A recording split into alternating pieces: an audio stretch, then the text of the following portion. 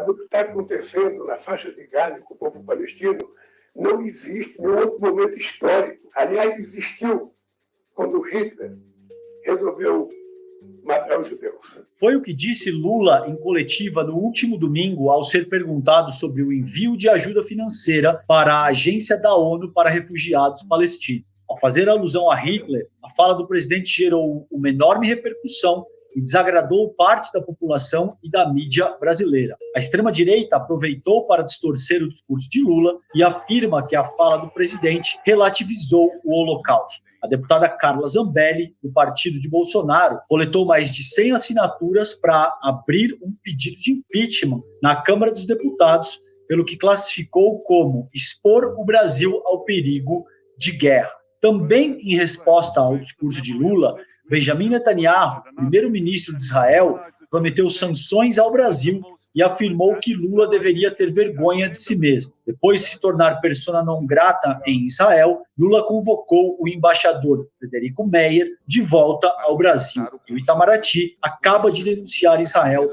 no Tribunal de Haia por ocupação inaceitável e ilegal na faixa de Gaza. Ao classificar como genocídio a guerra contra os palestinos promovida pelo exército de Netanyahu, Lula parece ser o responsável pelo aumento da pressão global pelo cessar-fogo na região. Enquanto isso, 28.985 vidas palestinas foram perdidas desde o início da guerra, que não tem previsão para acabar.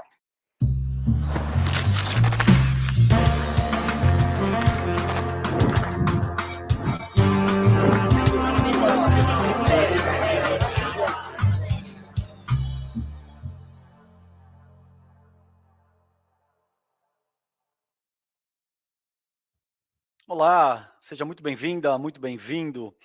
Eu sou o César Calejon, hoje aqui com a missão de substituir a minha querida Gabi Varela. Esse é o seu videocast em detalhes. Aqui, vocês sabem, sempre a gente tem um convidado, nós vamos mergulhar e analisar a temática do dia. E a coisa hoje está polêmica, hoje está quente. Hoje eu converso com o Michel German, que é professor de Sociologia da UFRJ e pesquisador do Centro de Estudos de Antissemitismo da Universidade de Jerusalém. Michel, vamos lá, a gente está vivendo aí desde domingo, né? O Lula deu uma declaração forte que reverberou demais. Eu vou começar contigo por aí, mas antes disso, eu quero te fazer uma pergunta direta, Michel. Como é que você classifica o que está acontecendo em Gaza ao longo dos últimos quase 4 meses? Você sabe, César, eu estou estudando muito sobre isso, né? E eu acho que tem fenômenos históricos que podem nos ajudar a entender o que está acontecendo em Gaza, né? Um dos fenômenos é o genocídio armênio. Eu fico pensando nas comparações possíveis. Tem uma justificativa pela entrada de Gaza e pela construção do massacre que está acontecendo em Gaza. Eu já vou antecipando que essa é uma das palavras que eu tenho utilizado para descrever o que está acontecendo em Gaza, massacre, que é o ato terrorista do dia 7 de outubro, né? Que não foi o primeiro ato terrorista, foi um ato terrorista cruel, sangrento, etc. E que produziu uma justificativa de construção desse massacre na ideia de que os habitantes de Gaza devem pagar pelo que os terroristas do Hamas fizeram, né? Isso não é novo, isso acontece, e junto com isso a construção de uma narrativa de um governo de extrema-direita, que é o governo de Israel, a gente tem condições concretas para dizer que a fala, a construção e a narrativa de que se trata de um genocídio é plausível, né? E não sou eu que estou dizendo isso, é o Tribunal de Haia que disse isso. Então a gente, em última instância, pode estar falando de um massacre e que é plausível falar que a gente está testemunhando o genocídio. Perfeito, querido. E aí, retomando um pouco aqui, vocês viram aí, abre aspas para o presidente Lula, ele disse isso no domingo, no dia 18, domingo passado agora, abre aspas, ele disse: o que está acontecendo na faixa de Gaza e com o povo palestino não existe em nenhum outro momento histórico. Aliás, existiu quando Hitler resolveu matar os judeus, fecha aspas, essa foi a fala que causou muita polêmica do presidente Lula. Michel, gostaria da tua avaliação, como é que você avalia essa fala do presidente Lula e se você considera que qualquer comparação com o Holocausto judeu se trata de um erro? Vou começar pela última pergunta. Eu acho que não. Eu acho que é um equívoco você dizer que a comparabilidade do Holocausto é sempre ruim. Porque se ela fosse sempre ruim, você não poderia transformar o Holocausto num fenômeno histórico, porque os fenômenos históricos são comparáveis por natureza, né? Inclusive, você estuda os fenômenos históricos para poder compará-los. Eles viram outra coisa, né? Você produz uma sacralização deles.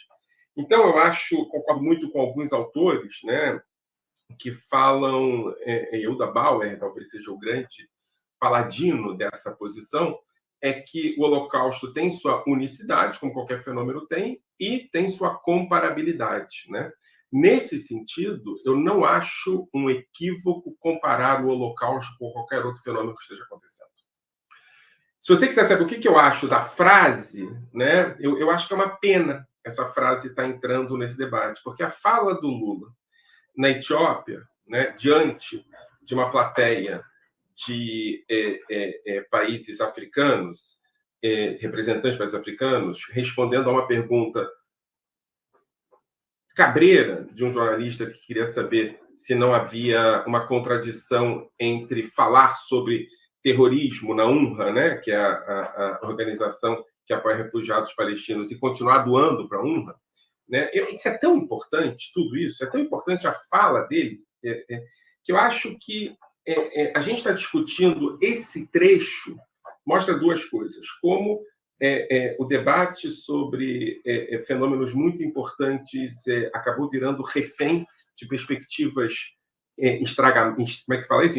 Instagramáveis, né? Você pode colocar na rede social contra, a favor, preto e branco, isso é um tremendo problema. Eu acho que a gente está vivendo uma espécie de uma realidade virtual, de uma realidade de ficção científica, quando a internet, as redes sociais determinam os posicionamentos e não vice-versa.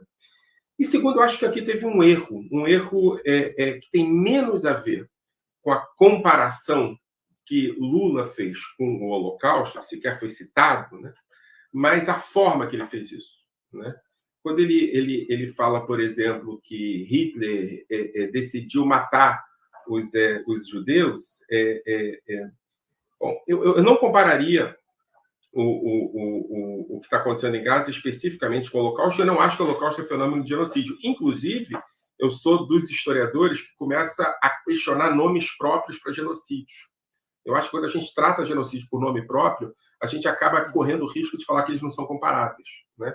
E genocídio é uma categoria importante. Inclusive, o governo anterior, o governo de Bolsonaro, tinha um problema sério com a categoria genocídio, porque ele achava que todas as pessoas no mundo elas eram representantes de alguma coisa, um governo conspiracionista, um governo que não acreditava em sociedade civil, né? Então é por isso que Bolsonaro não acreditava na categoria genocídio, ele achava que ela não existia, né? Eu queria resgatar a categoria genocídio. Quando o Lula fala em genocídio, ele já deu o recado, né? Quando ele fala sobre nunca aconteceu desde não sei o quê, né? No continente africano, ele se esquece de genocídios importantes depois de 45 e antes de 45, né? Namíbia, que é antes de 45, né? Século XIX, no século XX, Ruanda, que é anos 90, e outros genocídios desde então. Eu acho que ele caiu numa armadilha, né? Numa armadilha que impossibilitou que o resto do discurso, que é o discurso histórico importante de uma liderança da altura do Lula, fosse o que a gente estivesse discutindo hoje. Eu queria que você entendesse a importância que seria se na política brasileira, e não estou me referindo à política internacional, a gente pode falar sobre isso depois, a gente estivesse discutindo hoje as falas do Lula sobre UNRWA, sobre o genocídio em Gaza e sobre a necessidade de interromper a invasão de Rafah. Eu acho que seria um gol de placa. O que a gente está tendo hoje é um debate sobre um trecho da fala, na minha opinião, um trecho historicamente errado e ofensivo, né? Eu acho que, de novo, não é por ser comparável ao Holocausto, é porque ele foi ofensivo na sua forma. Hitler não decidiu um dia matar os judeus. Tem uma questão aí, a gente tem que entender que as coisas têm que ser ditas de maneira cuidadosa, principalmente quando lidam com vida de pessoas, etc. e tal. E segundo, eu acho que, em algum sentido, e eu espero que eu esteja errado, isso animou um setor da sociedade brasileira que estava nas cordas, que é a extrema-direita. Perfeito, a gente vai falar isso em seguida.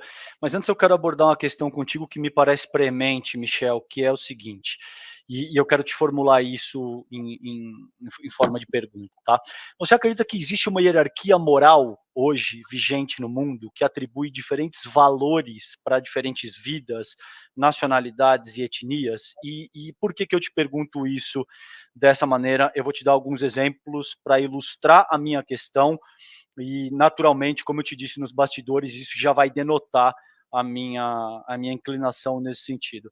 Os japoneses, por exemplo, assassinaram algo como 30 milhões de filipinos, malaios, vietnamitas, cambodianos, na Indonésia, burmeses, enfim, e 23 milhões de chineses étnicos, tá? O Império Britânico, por exemplo, matou algo em torno de 165 milhões de pessoas na Índia em apenas 40 anos, entre o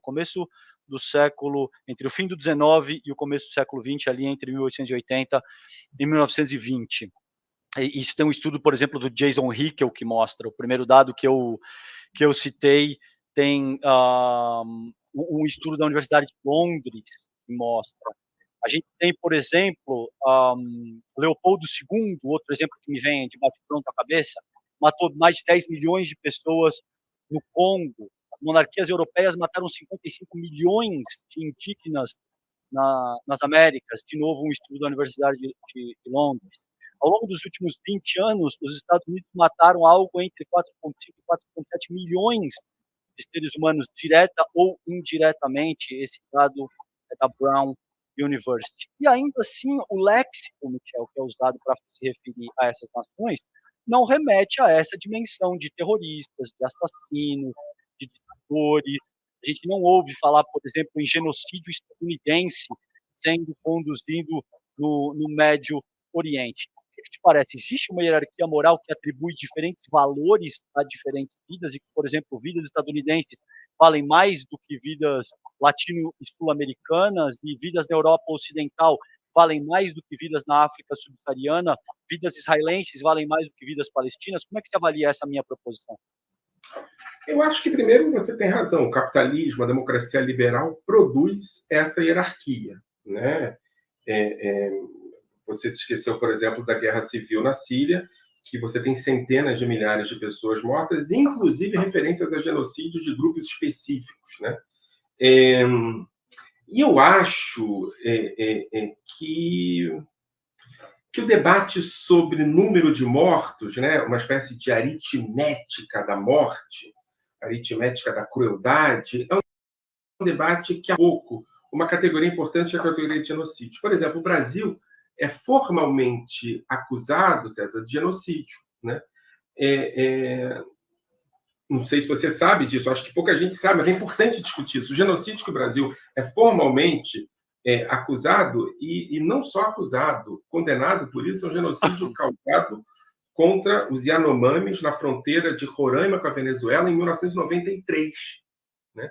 E não chegou a 90 o número de mortos naquele momento.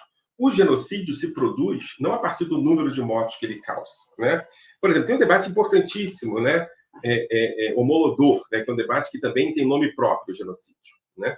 Que é se Stalin promoveu contra os ucranianos um genocídio lá nos anos 20 ou não, nos anos 20 e 30. Né? E aí o debate é sobre o número de mortos. Né?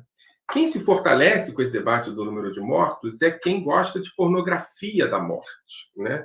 E aí é isso, né? A relativização do Holocausto também aconteceu à direita, não só à esquerda. A direita dizia, olha, teve mais mortos antes do genocídio dos judeus, etc. Por isso que eu acho fundamental entender que há categorias importantes para definir genocídio. Né? E o número de mortos pode ser uma delas ou pode não ser. No Brasil, por exemplo, não era. A gente vai ser acusado de genocídio no Brasil daqui a alguns anos, também com relação aos Yanomamis. Né? E o número de mortos Yanomamis não vai ser esses números pornográficos que você trouxe, mas também é genocídio. Né? O debate tem a ver com instrumentalização de casos da morte, com programas efetivos de mortos, né? Com discurso que justifica a morte ou a transformação de grupos específicos em mortos, né? E com projeto de destruição, né?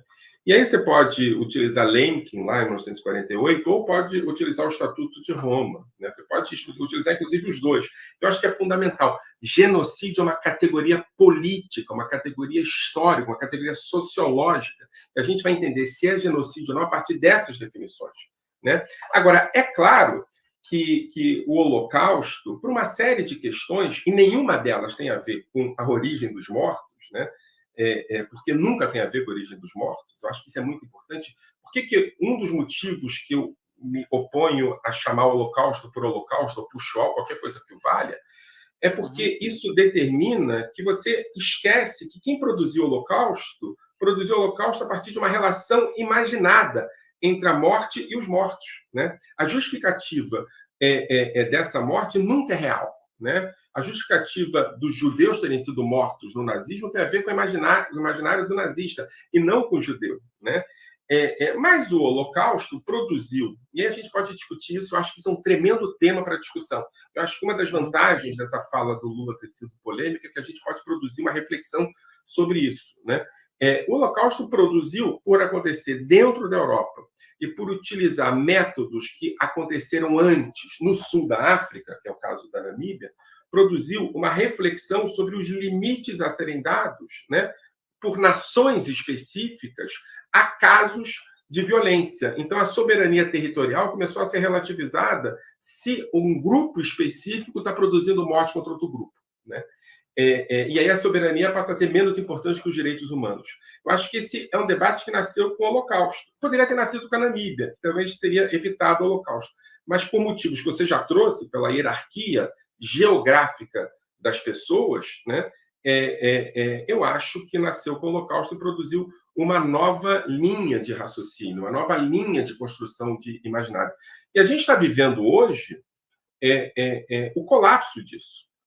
A gente está vivendo hoje o fim da era do pós-guerra. A gente está vivendo hoje um momento em que essas noções do pós-guerra começam a perder sentido. Começa a perder sentido porque as leis do Holocausto não evitaram outros genocídios, principalmente a partir dos anos 90. Né? Os genocídios começam a surgir com muita frequência a partir dos anos 90, justamente com a ascensão e com a vitória do Ocidente na Guerra Fria, começa a se produzir uma série de genocídios, e esses genocídios eles não são evitados pelas leis do pós-Holocausto. E tem outro elemento importante também, não é? Israel foi fundado em 1948 também no bojo do pós-Holocausto, né?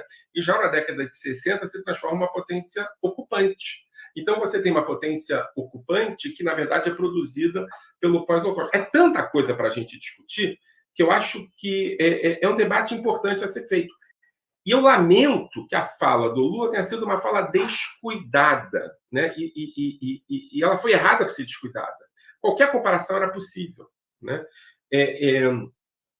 Não sei se eu posso continuar falando, mas um pouco antes do Lula ser eleito, lá em 2021, 2019, eu comecei a notar que havia uma gramática nazista no bolsonarismo, né? Uhum. E essa gramática nazista do bolsonarismo era produzida a partir de um idioma que às vezes a gente escutava, né? Eu me lembro de você falando na mídia com algumas pessoas e eu falava assim, cara, esse cara está usando, estou te usando como exemplo porque é verdade, tá? Em outro canal, que você sabe qual era, você estava conversando com alguém que estava utilizando um idioma nazista, mas você não estava sacando aquilo. E aquele cara estava se comunicando com as pessoas que estavam escutando ele falar e estavam escutando outra coisa que não você estava escutando, César. Né? Mimimi, essas coisas. É uma gramática nazista. E, além disso, simbologia nazista mesmo. Então, por exemplo, a questão do Brasil acima de tudo, né? A questão do Goebbels, do secretário de Cultura fantasiado de Goebbels, a questão do trabalho liberta. São questões que eram como se fossem, né, o que Durkheim chamaria de pontos numa linha em que você começa a perceber que ela vai levando para o nazismo. E aí eu começo a dizer que o Bolsonaro é nazista dos 30, não dos 40. É nazista a partir de uma construção de uma narrativa nazista, né? E nós todos começamos a denunciar isso com custos políticos e de vida muito altos, né? Inclusive, Tem gente que ainda paga muito por isso. Eu fui expulso outro dia da PUC por dizer coisas parecidas. E quando Lula fala, de repente, o Hitler começa a decidir matar os judeus, ele esquece que ele venceu nas eleições alguém que reproduzia justamente o não de repente. Então tem erros aqui, né? E não tem nada a ver com a denúncia que Lula fez em relação ao que acontece em Gaza. Não tem nada a ver com a postura que Israel toma e que deve ser denunciada porque é um governo de extrema-direita, com deputados que fazem parte desse governo, que beiram o neonazismo também, igual o Bolsonaro tinha essa relação. Não tem nada a ver com o fato de que essa extrema-direita brasileira se utiliza das referências israelenses. Não tem nada a ver com o que Lula está representando hoje no mundo. Tem a ver com um descuido, uma falta de compreensão da importância de você não investir em negacionismo ou em potencial negacionismo. O Lula precisava entender, porque ele é quem ele é, que essa fala... eu não estou exigindo que Lula peça desculpas para Israel, qualquer coisa que vale. Esse governo de Israel, o que ele fez com o ministro Fred Maia, mostra que ele não está querendo fazer diplomacia, está querendo fazer guerra diplomática. Então, não é esse o debate. O debate é que teve gente que se sentiu profundamente incomodada, ofendida, e que tem uma dificuldade agora de manter a luta contra o genocídio em Gaza, o genocídio plausível de Gaza, por conta de uma fala descuidada do presidente. Perfeito, querido. Sobre a menção da fala na Jovem Pan, eu me dei conta, assim, de que existiam categorias nazifascistas ali. Eu cito isso no meu primeiro livro, A Ascensão do Bolsonarismo no Brasil do século XXI, e eu organizo isso de uma forma direta, inclusive. Me parecia que sim, eu concordo contigo. Essas pessoas estavam se articulando de uma maneira francamente... Entendi outra coisa, né? Mimimi, não sei... De repente eu começo a entender que tem uma linguagem aí. Exato. E eu acabei pontuando isso no meu primeiro livro, inclusive. Eu quero apontar aqui, Michel, eu quero te ouvir, tá? Não estou dizendo que você concorde ou não concorde. Eu te disse isso nos bastidores. Você retuitou uma postagem do Ariel Palacios, que é um jornalista da Globo News, no qual o Palacios salienta 3 dimensões fundamentais para argumentar que o Holocausto judeu é algo incomparável. Ele cita, segundo as palavras dele, que está lá publicada no Twitter e que você retuitou, assassinatos de forma industrial, a primeira. A segunda, Hitler não tinha a intenção de escravizar, mas simplesmente exterminar os judeus. E a terceira, de que Hitler queria matar os judeus, ainda que isso fosse contraproducente, considerando a própria economia alemã. Você concorda com isso? Como é que se avalia essas proposições e como é que se avalia o que está postulando o Ariel Palacios nessa ocasião? Olha, não tem como discordar, né? Essas são categorias que são categorias propostas desde a década de 60 por Hilbert, por Shaul Friedlander, por Brown. Os grandes teóricos do nazismo, né, falam basicamente dessas 3 referências. Agora, essas 3 referências são referências que têm a ver com a última fase do nazismo, né, com a fase que Bauman vai chamar de uma relação entre funcionalismo e intencionalismo, ou seja, essa relação se constrói no processo. Não havia uma intenção, mas havia uma função, essa função acabou produzindo a intenção. O nazismo ele tem outras formas potenciais de extermínio espacial, extermínio de desumanização, e tem outros grupos que são vítimas também na década de 30, pessoas com deficiência, homossexuais, comunistas, etc. É claro que eu concordo, não dá para discordar disso, porque isso é um ponto pacífico. Agora, a pergunta, e eu acho que a situação está tão grave que uma pessoa como Ariel Palacios, que tem um cuidado em discutir o tema, não é? Um cuidado em falar sobre isso, eu vou retweetar, como eu vou retweetar qualquer outra pessoa que, mesmo que eu discorde pontualmente de algum elemento, até de mim mesmo eu discordo toda hora. Eu acho que é importante que a gente converse com essas pessoas e produza uma reflexão a partir do que elas dizem.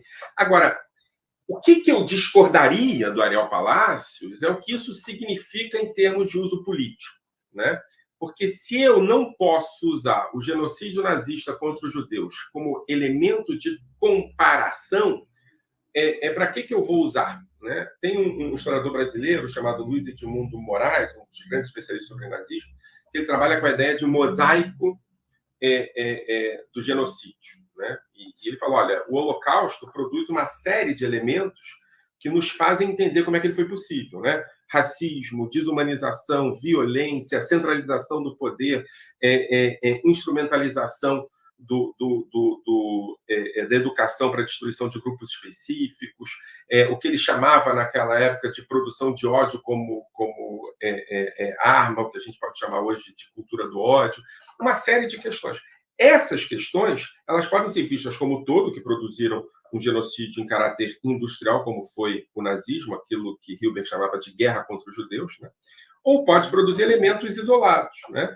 Se você pega, por exemplo, a desumanização junto com a educação para o ódio, se você pega o racismo junto com o rumor e a conspiração, isso pode produzir genocídio também, né? Então, acho que a gente deve estudar o Holocausto para poder estudar os genocídios, né? Não deve estudar o Holocausto para não estudar o genocídio. Você entende o que eu quero dizer? Eu acho que tem um problema aqui, produzido muito por uma pedagogia do Holocausto, que eu escrevi sobre isso no GT do ministro Silvio Almeida, que é uma pedagogia do Holocausto que deve ser refundada do zero, César. Eu não acho que a gente tem que recuperar elementos dela, não. E eu acho que um dos efeitos da fala do Lula, positivos, deve ser o debate sobre isso. Agora, eu acho que tem 3 tipos de incômodo com a fala do Lula. O primeiro tipo de incômodo é com as críticas que ele faz ao governo de Israel. Isso não me interessa. O segundo incômodo é o incômodo com a utilização do Holocausto para entender outros genocídios. Isso me interessa para poder discutir historicamente por que a gente deve entender o Holocausto para discutir outros genocídios, e não o contrário. E a terceira referência é que a forma que o presidente Lula utilizou como uma espécie de referência única na história, como uma espécie de falta de respeito ao utilizar Hitler, que decidiu matar os judeus, me coloca num lugar em que eu não me sinto à vontade com isso, né? Eu acho que é isso. A gente tem que tomar cuidado também com essa coisa, porque eu não quero estar ao lado das pessoas que acham que a gente tem que censurar a fala do Lula por causa da crítica a Israel. E é por isso que eu acho fundamental que essa polarização, essa bipartismo entre tem razão e não tem razão, não dá conta de algumas questões fundamentais que estão dentro desse debate. Perfeito. Acho que está claro isso na tua fala. Acho que você trata do tema com a complexidade, com a riqueza e com as referências que uma questão complexa dessa natureza merece. Eu ficaria 3 horas debatendo contigo. Infelizmente, a gente encerrou o nosso tempo por hoje. Michel German, obrigado, querido, pela tua participação, pela tua inteligência, pela tua humildade. Foi um prazer te entrevistar hoje aqui, Michel. Obrigadão. Abraço, contamos que na próxima vez a gente fale sobre paz, né? Exatamente. Do cessar-fogo em Gaza e a gente construir as possibilidades de um Estado palestino ao lado de Israel, vivendo em paz e prosperidade, e com o Lula sendo uma referência nessa negociação. Que assim seja. Obrigado, Michel. Um abraço. Domingo, nós tivemos um encontro histórico aqui no ICL, viu? O Renato Freitas, o deputado Renato Freitas, nos ensinou muito sobre a luta da periferia no Brasil e a importância de fazer a voz da periferia ser ouvida. Para continuar essa conversa, a gente quer te convidar para fazer parte da nossa comunidade aqui no ICL. Então venha, se torne membro do ICL hoje e você vai poder conferir a nossa nova websérie exclusiva que a gente lançou no domingo sobre a luta do Renato Freitas, tá? Tá imperdível esse material, absolutamente imperdível. Além dessa super série original, quem faz parte do ICL também pode rever o encontro inesquecível do último domingo, estendido, com 20 minutinhos exclusivos ali só para vocês. Lembrando que todos os membros do ICL agora aproveitam um clube de benefícios com até 60% em lojas e serviços por todo o Brasil. Quem entrar agora para o ICL no plano solidário anual ainda vai garantir os presentes que oferecemos para quem entrou para o ICL no domingo. Olha só que legal, olha só que bacana, que especial que a gente tem aí. Livro Sobrevivendo no Inferno, dos Racionais MC. Uma das referências do próprio Renato Freitas e das periferias brasileiras de forma mais ampla. Um boné do Renato Freitas exclusivo e um pôster do Renato Freitas exclusivo também. 1.000 pessoas já se inscreveram, mas a gente quer chegar a 1.500 inscritos. Então, vem com a gente, não perca essa grande oportunidade e se torne membro do ICL. O videocast em detalhes fica por aqui. O próximo episódio, gente, vai ao ar às 10h30 da manhã, ao vivo no YouTube, por onde você acompanha toda a programação do ICL Notícias, sempre de segunda a sexta-feira, né? Vocês sabem. Você também pode acompanhar o Em Detalhes nas principais plataformas de áudio. O podcast fica disponível entre 6 e 7 horas da manhã. Para quem acompanha essa transmissão ao vivo no YouTube, você fica agora com o videocast Mercado e Investimento, com o André Campedelli e a Débora Maganha. Às 6 horas da noite, tem o ICL Notícias, segunda edição. Um abraço, tchau, tchau, fiquem bem. Essa igreja foi construída por pessoas negras porque não podiam entrar naquela igreja. Crime, ultraje, violação. Sobre esse episódio que aconteceu na cidade de Curitiba. Esse Renato incomoda. Falar a verdade é indecoroso. Um ato pacífico que pedia justiça por violências cometidas contra pessoas negras. Como isso pode dar um processo de perseguição política? Pela justiça.